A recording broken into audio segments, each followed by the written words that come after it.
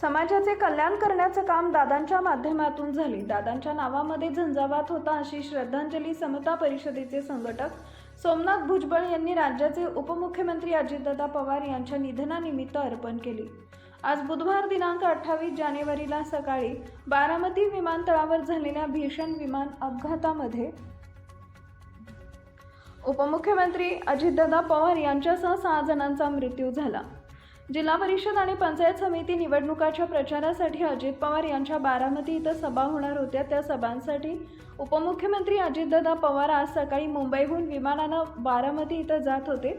ते विमान बारामती इथं उतरत असताना अपघात होऊन जवळच्या शेतात कोसळलं। या अपघातात अजितदादा पवार यांच्यासह 6 जणांचा मृत्यू झाला।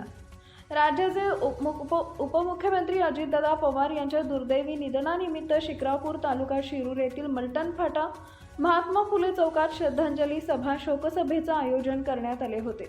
श्रद्धांजली सभेत सोमनाथ भुजबळ, पंढाभाऊ गायकवाड, विशाल गायकवाड, मयूर करंजे, मंगेश राऊत, किरण गायकवाड, निलेश थोरात, अतुल ताजने, राजाराम गायकवाड, विजय काळे आदी सर्वपक्षीय कार्यकर्ते उपस्थित होते। उपमुख्यमंत्री अजितदादा पवार यांच्या दुर्दैवी निधनानिमित्त आयोजित केलेल्या श्रद्धांजली सभेत बोलताना समता परिषदेचे संघटक सोमनाथ भुजबळ म्हणाले, आपण निशब्द झालेले आहोत। समाजाचं कल्याण करण्याचं काम अजितदादांच्या माध्यमातून झाले।